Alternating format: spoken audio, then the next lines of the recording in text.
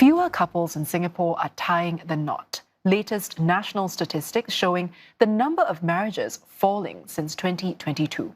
Still, matchmaking organisers are seeing a steady increase in demand for services over the past years. So, what's causing this contradiction? Well, Sabrina Ng finds out in CNA's week-long series on marriage and parenthood. For this couple, meeting more than a decade ago wasn't the start of their love story. Instead, they only got together after nearly 10 years of friendship and courtship before tying the knot 2 years ago. It was a decision they say came with careful thought. Whether our values were aligned and whether we had a similar idea of what we wanted for our future. I think those are the main things. Other than that, we felt a lot of the smaller nitty-gritty things we could iron out. I think I was looking for someone with a similar idea of like the kind of future they want to build. So I was like, what are his values about family? What kind of work does he think is meaningful? Yeah, what does he also see my work as something that is meaningful and something that he can support me through in the future? These kinds of considerations are becoming more common. The latest National Marriage and Parenthood Survey shows 8 in 10 singles still hope to marry, but that figure has dipped in recent years. Dating event organisers say many are now taking more time to build a connection first before thinking about marriage. Everyone actually comes here to find a connection first, to get to know the person. Not a lot of people come to my event asking for marriage. They're just here to improve on their social skills, their communication skills, and also just make friends. It's a similar situation at another dating agency, which has seen demand for services grow by 15% on year since 2012. On average, we have like 1 to 2 events per week, and each event sees about like 20 to 40 packs. So let's say about like 40 packs for 52 weeks. We see about like maybe 1,000 plus. One expert says practical considerations may be shaping this desire to wed. Singapore's public housing system prioritizes married couples, which can influence when and why some choose to tie the knot. Maybe they're afraid of missing out on prime location, or they're worried about the HDB prices going up, and that may, to some extent, result in young Singaporeans rushing into marriage for the wrong reasons. So that's just to secure a BTO flat at a lower price rather than they really want to get married. So I think that's something that we need to look at as well. She says moving forward, the challenge is not just about policies or incentives, but shaping how younger Singaporeans view marriage as more than a practical step, but a part of meaningful life. Marriage is still seen as important by many young Singaporeans, but fewer are actually saying, I do. So, what is driving this gap, and why do some still make the commitment? Well, in 2021 CNA survey, half of unmarried young people said it was important or very important for them to get married one day. Only 22% disagreed. But the numbers tell a more sobering story. There were more than 24,000 marriages in 2025, down 6.2% from the year before. It's the third straight year of decline since the post-pandemic peak in 2022. Although attitudes towards marriage remain positive, fewer people are getting married. For those who do, there are practical benefits, like housing. In Singapore, marriage opens doors to a home much earlier, and married couples can buy an HDB flat from the age of 21, while singles have to wait until they're 35. Married couples also get access to grants, priority schemes, bigger flats, and more financing options. Singles face tighter rules and are generally limited to smaller units. So while these policies are meant to support family formation, they also show which life path the system is built to favour. Now, marriage can also make family life simpler in legal terms. For children born within a marriage, the law automatically recognises their link to both parents. Inheritance and citizenship rights may also be clearer in some cases. But without marriage, some of these protections are not automatic, and parents may need extra legal steps to secure them. Healthcare is another practical reason why marriage still matters. A spouse is usually recognized as the next of kin, which can matter in a medical emergency. Married couples can also use Medisave for each other's hospital bills and insurance. Unmarried couples do not have the same automatic standing and may need extra legal arrangements. Now, marriage also unlocks support for starting a family, and couples can receive up to 75% co-funding for fertility treatments. They can also use Medisave for procedures like IVF. When a child is born, married parents qualify for the full baby bonus and grants, and these include cash gifts and Medisave support for newborns. Unmarried couples do not have the same level of access. But beyond the material benefits, marriage for many still represents commitment, partnership, and love, and that cannot be measured. Even in a changing society, marriage still carries a pull that law and policy alone cannot explain. And for more analysis, I'm joined in studio by Dr. Tan Po Lin, who is a Senior Research Fellow from the NUS Institute of Policy Studies. And also with us is Teresa Pong, who is Founder and Counseling Director from the Relationship Room. Ladies, welcome to the show. Thank you. Now, Po Lin, let's start with you. Based on what you've seen, are young Singaporeans more selective of marriage rather than being less interested in it? What's your view?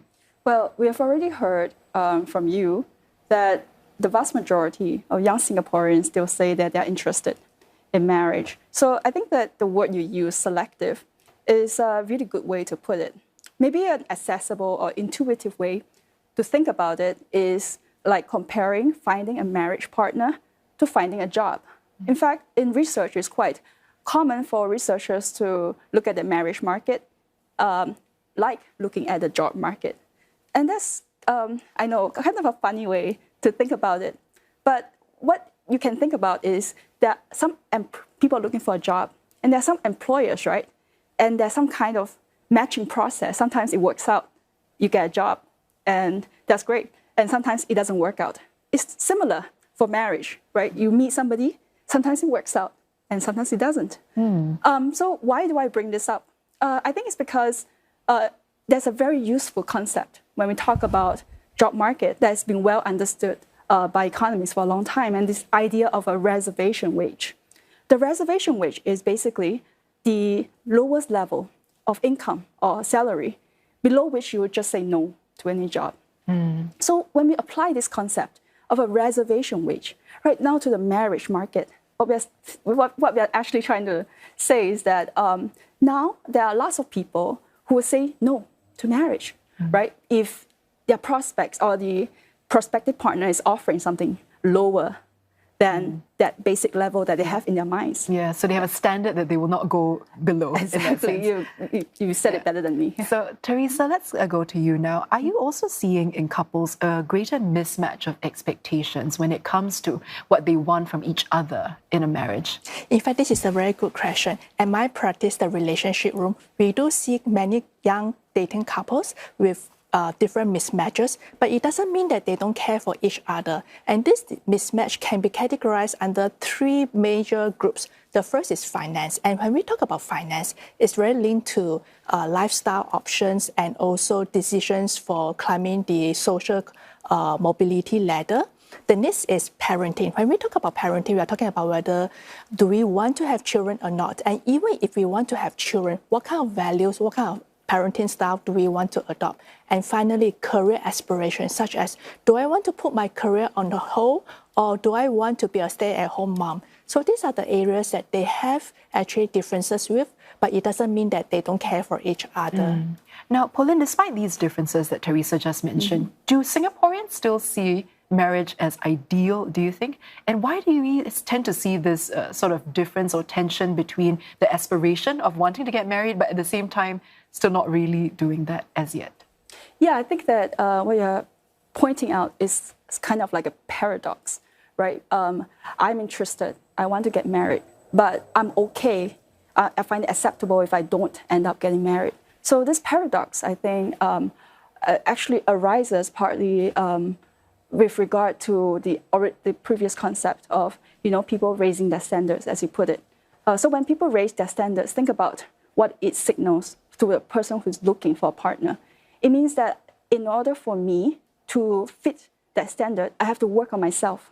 I have to be more eligible. So I would work harder on my job. I would work harder at my studies. And I would put less time in the market, right? Because these are competitors of my time and my energy.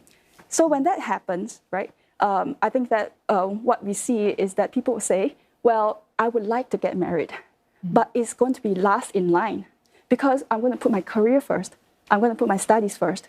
And then after everything on that front is settled, then, when everything is just right, I'm going to be looking for that partner. Yeah, so with those kind of mismatched expectations sometimes, Teresa, do you see that this could actually balloon if they do get married without addressing these mismatches? Could it balloon into, say, irreconcilable differences? And then how would you, as a counselor, advise people to handle these issues? Is it better off early? And if it does come up later, how do you handle it? All right.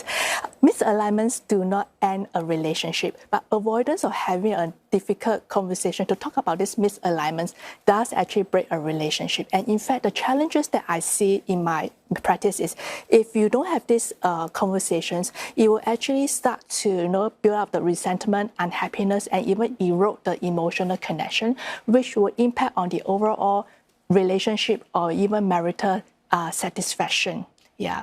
So if, let's say, we don't reconcile this, I would say that it would be best if, let's say, couples as early as during the courtship days to even address these questions. So there are ways to prevent things from, worsening in the future. There's a good setup that can actually start. Have this conversation as early as possible, I would say that. Yeah, well, Pauline, so what do all these trends mean? And, what kind of policy changes do you think are needed in order to shift the mindsets a little bit, maybe nudge more youths who are ready into marriage, which they also say that they want? Well, if we were to go along the lines of, what we've just discussed what I just discussed in terms of everybody kind of upping their game and chasing that standard, relative standard, I think that one thing that really needs to change is that single-minded focus on being successful in a certain narrow sense, right? Because if everybody is using the same metric and chasing after that, it really leads to that arms race that isn't good for these other competing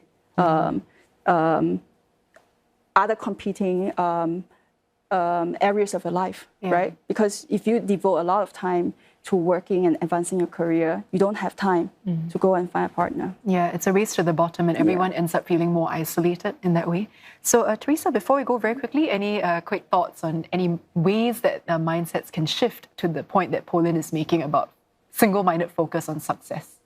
I think more importantly is, we have to remember that marriage is about emotions, it's about emotional connection and maturity. In this case, we have to also encourage the young dating couples that, don't see marriage just about success, but it is a lifelong commitment and it is a shared decision that both of you have to make consciously. Teresa, Pauline, thank you both for coming in to share your perspective with us. That was Dr. Tan Po Lin, who is a Senior Research Fellow from the NUS Institute of Policy Studies, and also Teresa Pong, who is a Founder and Counselling Director from the Relationship Room.